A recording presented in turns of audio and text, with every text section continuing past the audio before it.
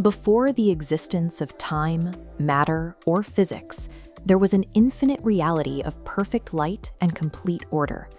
The text refers to this pre-existent reality as the Logos, the eternal Word. This is the organizing, divine principle that actively spoke the physical universe into existence.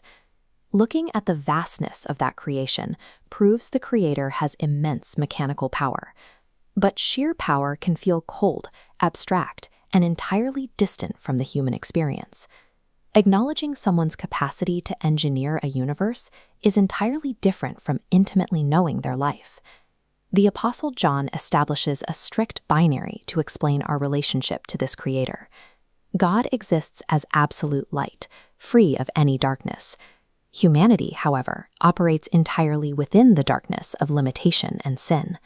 Walking within this shadowed environment causes profound spiritual blindness. Disconnected from the divine source, we lack the capacity to even accurately perceive our own isolation. For millennia, humans tried to build their own bridges across this divide, using complex philosophy, rigid religious codes, and distant observation.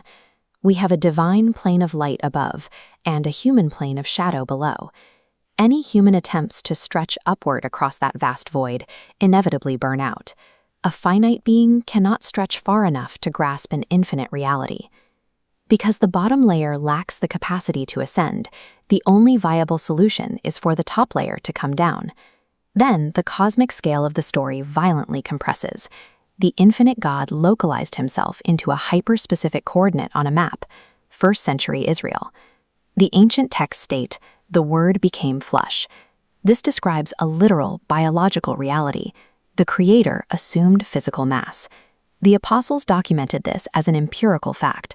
They wrote about hearing his vocal cords vibrate, tracking him with their own eyes, and physically touching him with their hands. This sensory interaction replaced the concept of a distant, unreachable deity with a physical reality. God was no longer an idea to be debated, but a man who occupied physical space.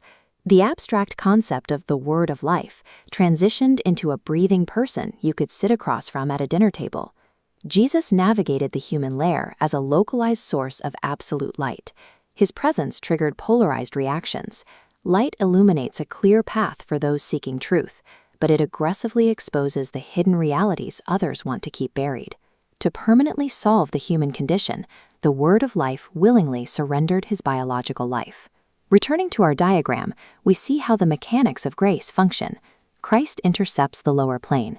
His sacrifice and shed blood act as an active agent, dissolving the dark patterns of human sin to restore genuine fellowship. Through that specific descent and sacrifice, the unbridgeable chasm between the Creator and the created was closed. When Christ ended his earthly ministry, that divine life did not vanish. It was deposited directly into his followers. The original Greek uses a highly specific word for this, zoe. It describes a present, active quality of divine energy operating inside a person, rather than a simple timeline stretching into infinity. Jesus defined himself as a central vine, with humans acting as the branches. Accessing zoe requires maintaining an active attachment. If a branch severs its connection, it instantly loses the capacity to generate divine life. The energy drains away. Eternal life operates as a continuous, living connection maintained right now, rather than a future destination you reach after death.